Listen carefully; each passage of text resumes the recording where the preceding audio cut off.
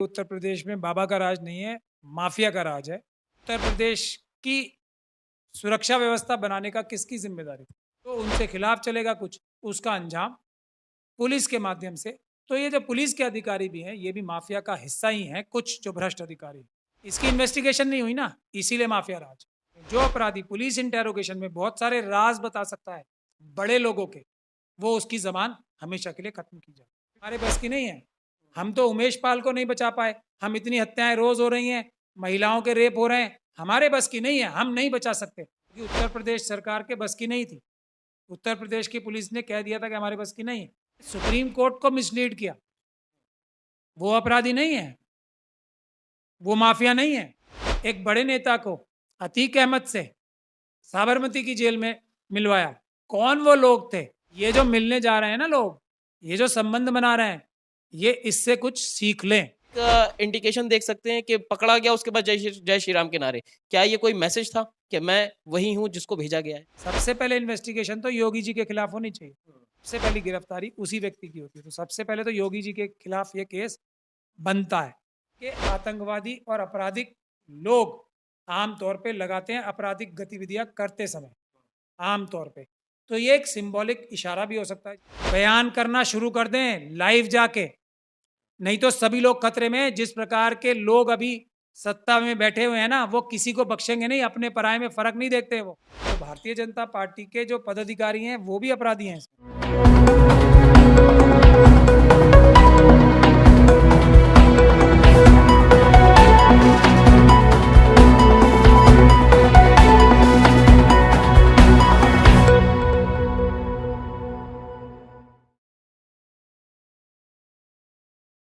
नमस्कार, मैं मोन्टू राजा, anti corruption India से स्वागत है आपका। उत्तर प्रदेश के अंदर बाबा का राज है, रामराज चल रहा है। उसी रामराज में जो है अतीक अहमद की पुलिस के साथ कस्टडी एक तरह से कहेंगे वो थे, और गोली मार दी जाती है पुलिस के सामने। उसी के ऊपर चर्चा करने के लिए मेरे साथ मौजूद हैं महमूद पराचा साहब। सर, बहुत बहुत स्वागत है। शुक्रिया। तो तमाम जो देखा गया सर कि पहले कुछ दिन पहले अतीक अहमद के बेटे असद और उसके एक साथी को एनकाउंटर में मारा गया, उसके ऊपर तमाम लोगों ने सवाल उठाए। उसके बाद अतीक अहमद का ये बयान कि मुझे एक बार बाहर आने दो, गद्दी की गर्मी क्या होती है वो मैं बताऊंगा, और तमाम जो है कहा यह जा रहा है सूत्रों के हवाले से कि खुलासे कई वो करने जा रहे थे। इस पूरी घटना के बाद पुलिस उनको मेडिकल के लिए लेके जाती है। पुलिस और मीडिया के सामने कुछ लोग आते हैं और उन पे ताबड़तोड़ गोलियां चला देते हैं। किसकी गलती देखते हैं कानूनी तौर पे? पहले तो आपको ये समझ में आनी चाहिए कि उत्तर प्रदेश में बाबा का राज नहीं है, माफिया का राज है। और माफिया का राज एक घटना से नहीं है।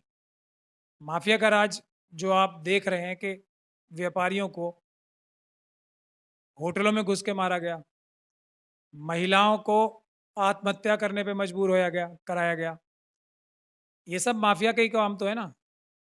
अब जो मृत्यु कांड हुए हैं 3, इसमें माफिया का राज ही तो है। ये जब दिन दहाड़े पुलिस की प्रोटेक्शन में जो व्यक्ति था उमेश पाल, उसको दिन दहाड़े बमों से, गोलियों से छलनी कर दिया गया। ये किसका राज था? किसका राज है वहां पे? उत्तर प्रदेश की सुरक्षा व्यवस्था बनाने का किसकी जिम्मेदारी थी? तो माफिया राज है ना, तो वो माफिया को खुली छूट है, कुछ भी काम करो, चाहे किसी भी प्रकार का माफिया हो, खुली छूट है। सिर्फ एक ही जो नजर आती है कि जो माफिया, जो टॉप सत्ता में बैठे लोग, उनसे मिल के चलेगा, वो किसी भी संप्रदाय का हो, किसी भी धर्म का हो, उसको पूरी छूट है। जो उनसे खिलाफ चलेगा कुछ, उसका अंजाम पुलिस के माध्यम से। तो ये जो पुलिस के अधिकारी भी हैं, ये भी माफिया का हिस्सा ही हैं, कुछ जो भ्रष्ट अधिकारी। इसमें कोई शक और शुबे की गुंजाइश है ही नहीं, क्योंकि उमेश पाल की हत्या, क्या जो ऐसे प्रोटेक्टेड विटनेस थे जिनको इतने बड़े हत्याकांड के वो गवाह थे, उनकी सुरक्षा में चूक होती है क्या? चूक नहीं हो सकती। क्या इन्वेस्टिगेशन हुई इस बात पे आज तक कि क्या पुलिस के अधिकारी जो उनकी सुरक्षा में मौजूद थे, जो सीनियर ऑफिसर्स, उन्होंने कहीं मिली भगत करके तो ये काम नहीं कराया है? इसकी इन्वेस्टिगेशन नहीं हुई ना, इसीलिए माफिया राज। ये जो उसके बाद एनकाउंटर हुआ, ये भी एक माफिया राज है कि कोई पुलिस ने कानून के तरीके को छोड़ के गैर कानूनी तरीका अपनाया। जो गैर कानूनी तरीका पुलिस के अधिकारी भी अपनाते हैं वो अपराध करते हैं। और एनकाउंटर के दो नुकसान होते हैं, एक तो न्याय व्यवस्था पे प्रश्न चिन्ह खड़ा होता है, दूसरा बड़ा नुकसान ये होता है कि जो व्यक्ति पुलिस इंटेरोगेशन में, जो अपराधी पुलिस इंटेरोगेशन में बहुत सारे राज बता सकता है बड़े लोगों के, वो उसकी जबान हमेशा के लिए खत्म की जाए। तीसरी घटना, जब किसी का बेटा मर जाता है तो वो यही बात कहता है ना कि अब मैं सारे वो राज जो मेरे दिल में है अब मैं खोल दूंगा। और तब भी जो व्यक्ति न्यायिक हिरासत में है, दो व्यक्ति, जो व्यक्ति इतनी सुरक्षा के घेरे में है, जिन व्यक्तियों ने के परिवार वालों ने सुप्रीम कोर्ट में पिटीशन लगाई थी सुरक्षा मांगने के लिए, तब उत्तर प्रदेश के जो वकील हैं या उत्तर प्रदेश की सरकार का स्टैंड ये था कि हम इनको पूरी सुरक्षा दिए हुए, कोई खतरा नहीं है। जब तो सुप्रीम कोर्ट में पिटीशन डिसमिस हुई। अगर उत्तर प्रदेश सरकार ये कह देती कि हमारे बस की नहीं है, हम तो उमेश पाल को नहीं बचा पाए, हम इतनी हत्याएं रोज हो रही हैं, महिलाओं के रेप हो रहे हैं, हमारे बस की नहीं है, हम नहीं बचा सकते। तो एक केस था जो ये कुलदीप सेंगर साहब जिसमें अपराधी घोषित हुए हैं अदालतों से, उस बच्ची का केस जिसका रेप और उसके पिताजी की हत्या हुई थी, उसको सीआरपीएफ की अदालत ने, सुप्रीम कोर्ट ने, हमारी क्लाइंट है वो, उसको सुप्रीम कोर्ट ने सीआरपीएफ की प्रोटेक्शन दी थी इसीलिए क्योंकि उत्तर प्रदेश सरकार के बस की नहीं थी। उत्तर प्रदेश की पुलिस ने कह दिया था कि हमारे बस की नहीं है। तो जब ये कह देती उत्तर प्रदेश की सरकार तो उनको भी सीआरपीएफ की प्रोटेक्शन देती सुप्रीम कोर्ट। तो जिसने सुप्रीम कोर्ट को मिसलीड किया वो अपराधी नहीं है, वो माफिया नहीं है। तो उसके बाद अब जब इस अतीक अहमद को और इनके भाई को मारा गया तो इन्होंने भी यही कहा था ना कि अब मैं सारे राज जो मेरे, और किसके राज, वो राज वही थे जिन लोगों ने, जो दो ग्रुप चल रहे हैं ना अभी बीजेपी में, अंदरूनी लड़ाई जो चल रही है, ये उसका भी नतीजा हो सकता है। इस पे भी इन्वेस्टिगेशन होनी चाहिए। इन्वेस्टिगेशन होगी तभी तथ्य नजर आएंगे कि कौन वो लोग थे जिन्होंने एक बड़े नेता को अतीक अहमद से साबरमती की जेल में मिलवाया। कौन वो लोग थे, ये इन्वेस्टिगेशन होनी जरूरी है। उसके बाद उन्होंने एक पॉलिटिकल पार्टी ज्वाइन की, कौन वो लोग थे जिनकी साबरमती जेल में इतनी चलती थी, ये महत्वपूर्ण विषय है। तो मैं आज जो मैं सभी को ये सलाह देना चाहता हूँ, चाहे वो लोग हों जो जाके मोहन भागवत जी से मिलते हैं, अमित शाह जी से मिलते हैं, उन सभी के लिए वार्निंग है कि इनसे मिलके कुछ नहीं होगा। ये इसके लिए मैं एग्जाम्पल आपको एक नहीं दसियों दे सकता हूँ। हिरेन पांड्या साहब का एग्जाम्पल, जिनकी निर्मम हत्या की गई, वो होम मिनिस्टर थे गुजरात के अमित शाह जी से पहले, इनके बहुत क्लोज थे। उसके बाद तुलसीराम प्रजापति, सोहराबुद्दीन शेख, और तो और आडवाणी जी, कैसे साइडलाइन कर दिया उन्हें।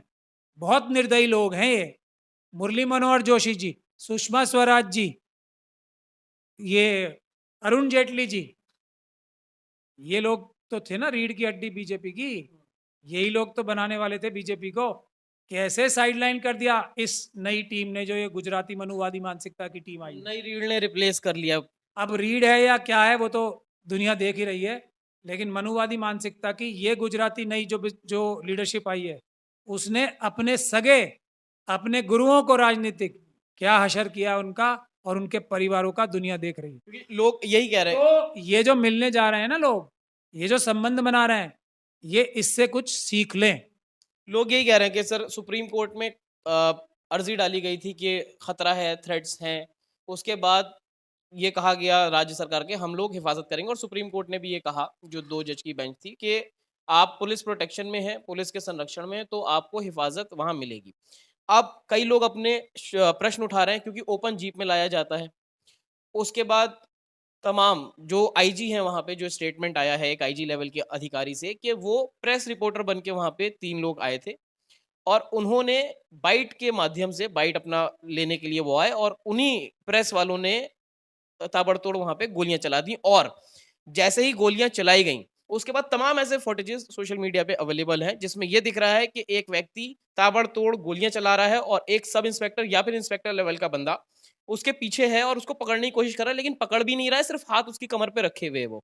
तो इस तरह के जो तस्वीरें सब सामने आ रही हैं वो प्रश्न चिन्ह लगाती हैं, और उसके बाद जय श्री राम के नारे लगते हैं। तो ये क्या कोई एक इंडिकेशन था कि कोई अगर अपना साथी है या फिर जान पहचान है या फिर इंटरनल मामला है, तो क्या इसको एक इंडिकेशन देख सकते हैं कि पकड़ा गया उसके बाद जय श्री राम के नारे? क्या ये कोई मैसेज था कि मैं वही हूं जिसको भेजा गया है? इसीलिए मैं आपको बता रहा हूँ ना कि इसीलिए तो जो उत्तर प्रदेश की सरकार के पॉलिटिकल लीडरशिप है, उसकी इन्वॉल्वमेंट के सबूत है ना ये सारे। सुप्रीम कोर्ट को मिसलीड करना कि पूरी सुरक्षा दे रहे हैं हम, उसके बाद अपने इस प्रकार की सुरक्षा रखना कि जिसमें बहानेबाजी की जा सके। ये इन्वेस्टिगेशन का विषय है कि क्या वो लोग जो सस्पेंड किए गए वो और उनके जो अधिकारी हैं ऊपर के, वो इस साजिश में शामिल हैं या नहीं है, ये रूल आउट करने की जरूरत है। पहले सबसे पहले इन्वेस्टिगेशन तो योगी जी के खिलाफ होनी चाहिए। योगी जी ने ही तो ये सदन के पटल पे अनाउंस किया था ना जी। कि मिट्टी में मिला दूंगा। अब जब मिट्टी में मिला दिया गया, कोई अपराधी अगर या कोई भी व्यक्ति किसी चीज की धमकी देता है, वो अपराध हो जाता है, तो सबसे पहला शक और सबसे पहली गिरफ्तारी उसी व्यक्ति की होती है। तो सबसे पहले तो योगी जी के खिलाफ ये केस बनता है। दूसरा, ये जो नारे की बात आप कर रहे हैं, ये नारे हम लोग भी बचपन से, हमारे तो सारे मित्र ही, जो मैं जहाँ स्कूल में था और जहाँ मेरा बचपन गुजरा है, तो लोग एक दूसरे को राम राम करके विश करते थे, जय सिया राम करके विश करते थे। ये जय श्री राम का एक खास तरीके का नारा, जो एक खास तरीके के अंदाज से लगाया जाता है, तरीके से लगाया जाता है। ये एक खास तरह के संगठन का एक इशारा है, जो इस बात को दर्शाता है कि ये व्यक्ति वहां से ट्रेंड हुआ है। तो ये किसी समुदाय का नारा नहीं है, ये एक खास संगठन का नारा है। ये उस संगठन के आतंकवादी और आपराधिक लोग आम तौर पे लगाते हैं आपराधिक गतिविधियां करते समय, आम तौर पे। तो ये एक सिंबॉलिक इशारा भी हो सकता है, जैसे आपने कहा। तो इस बात पे भी इन्वेस्टिगेशन होनी चाहिए। क्योंकि यूपी तक जो वहां पे यूपी तक के रिपोर्टर पहुंचे और वहां पे लोगों से बात करी, जो वहां पे चश्मदीद एक तरह से कह सकते हैं उनको, उन लोगों का साफ तौर पे ये स्टेटमेंट है कि जैसे एक पुलिस का बयान कि वो प्रेस रिपोर्टर बन के आए थे, और जो वहां पे तमाम लोग थे उनका ये बयान आ रहा है। उसके बाद उन्होंने कहा भी कि हम भी आइडेंटिफाई हो सकते हैं, हमारे ऊपर भी इल्जाम लगाए जा सकते हैं। उनका ये कहना है कि पुलिस की जीप के अंदर ही 4 लोग सिविल में लेके आए गए, वो दाखिल हुए अंदर, उसके बाद गोलियों की आवाजें 7 से 8 राउंड फायरिंग के आए हैं। मैं इसीलिए कह रहा हूँ कि जब तक जो प्रेस वाले भी आज दबाव में या लालच में, आज जो ये इस सिस्टम का हिस्सा बन रहे हैं ना, अपराध कर रहे हैं, बचेंगे वो भी नहीं। जब एक कोई ईमानदार सरकार आएगी, ईमानदार पुलिस ऑफिसर आएगा, वो तो इनको अपराधी गतिविधियों में लिप्त होने पे पकड़ के जेल में भेजेगा ही। ये जो लोग अभी इनको लालच या डर दिखा रहे हैं, ये लोग भी नहीं छोड़ेंगे। जैसे कितनी आराम से प्रेस कर्मियों पे इल्जाम लगा दिया ना हत्यारे होने का, कितने आराम से लगा दिया। अब उसका दिखा के प्रेस के ऊपर भी एक्शन ले सकते हैं डराने के लिए। और तो जो प्रेस कर्मी वहां मौजूद थे, सच्चाई बयान करना शुरू कर दें लाइव जाके, नहीं तो सभी लोग खतरे में। जिस प्रकार के लोग अभी सत्ता में बैठे हुए हैं ना, वो किसी को बख्शेंगे नहीं, अपने पराये में फर्क नहीं देखते वो। तो मेरी उनको ये सलाह है, अभी पूरे वर्जन जो है अपने, वो लाइव अपने अपने कर दें, जब ही उनकी सुरक्षा होगी। नहीं तो उनमें से भी किसी को पकड़ा जा सकता है कि इस आदमी ने, क्योंकि किया तो जो सबसे ज्यादा प्रत्यक्ष प्रमाण है वो तो पुलिस के ऑफिसर्स के खिलाफ आ रहा है। तो अपनी जो जो इन्वॉल्वमेंट है वो छुपाने के लिए भी दूसरों पे इल्जाम लगाने की प्रक्रिया जो है ना, वो पहली बार नहीं हो रही है। तो इसलिए आप लोगों की अभी बचाव के लिए, आपके लिए, जिसको जो पता है उस वक्त जहां देखा है जिसने, अभी अपने किसी भी सोशल मीडिया के माध्यम से जाके लाइव कर दें अभी। तो तमाम एक तरह एक आईजी लेवल के अफसर का एक बयान, जिसमें उन्होंने ये भी कहा कि एएनआई के पत्रकार के चोट आई है, गिर गए थे वो, एक पुलिसकर्मी के ऊपर चोट आई है। उसके बाद पत्रकार कहा गया, और जो बाहर तमाम भीड़ थी उसने ये बताया कि पहले रोड को साफ करा गया, फिर गाड़ी आई, उसके बाद 4 सिविल में लोग आते हैं, वो भी पुलिस की गाड़ी से लाए गए और उनको दाखिल किया गया अंदर, और उसके बाद ताबड़तोड़ गोलियां। तो कहीं ना कहीं जो है तमाम सवाल जो है वो खड़े होते हैं इसको आप अगर कानूनी तौर पे देखा जाए तो आपने कहा कि ये सबसे जो पहला सवाल है योगी आदित्यनाथ के ऊपर बनता है। क्या आपको लगता है तमाम घटनाएं उत्तर प्रदेश में हो रही हैं, क्या उनके ऊपर कोई सवाल या निशान खड़ा करने का इस समय सोच सकता है? क्योंकि मीडिया ने तो ये तमाम कह ही दिया कि ये अतीक जो है वो एनकाउंटर से या एनकाउंटर जो उनके बेटे का हुआ 20 साल का जो था, उससे 15 दिन पहले से ये हेडिंग चल रही थी कि अतीक के बेटे का होगा एनकाउंटर, अतीक का हो सकता है एनकाउंटर, अतीक के भाई को मारी जा सकती है गोली। इस तरह के पहले ही घोषणा कर देनी, उसके बाद ये कांड हो जाना। इस पूरी प्रणाली में कितना कानून सख्त हो पाएगा सरकार के ऊपर? नहीं, कानून से ऊपर कोई भी नहीं है ना। ज़रूरत है कुछ ईमानदार वकीलों की, ज़रूरत है कुछ ईमानदार सोशल वर्कर्स की, ज़रूरत है कि जनता को जागरूक करने की। कानून से ऊपर तो प्रधानमंत्री भी नहीं है, किसी प्रदेश का चीफ मिनिस्टर नहीं है, सब कानून के नीचे ही आते हैं, सबके लिए कानून बराबर है। तो चीफ मिनिस्टर कोई पहले चीफ मिनिस्टर थोड़ी है, बहुत से चीफ मिनिस्टर जेल गए। लालू जी जैसे बड़ा व्यक्तित्व, योगी जी तो उनके सामने कुछ भी नहीं है। लालू प्रसाद यादव जैसे बड़ा व्यक्तित्व भी जेल में रहे, तो इनकी तो उनके सामने कोई भी मतलब उस तरीके से राजनीतिक कद नहीं है उनका, तो ऐसी कोई बड़ी बात नहीं है। तो मगर बुनियादी बात यह है कि ये किसी भी अपराध में जिसको फायदा होता है, अब जो इसको एक कम्युनल रंग देके एक सांप्रदायिक रंग देने की जो कोशिश हो रही है, जो कर रहे हैं, ये भी तो फायदा हो रहा है ना भारतीय जनता पार्टी का। तो भारतीय जनता पार्टी के जो पदाधिकारी हैं वो भी अपराधी हैं इसमें, उनकी भी जांच होनी चाहिए, क्योंकि फायदा उनका हो रहा है ना अब। तो ये सब अगर निष्पक्ष जांच होगी तो ये सारे पहलू खुल के सामने आएंगे।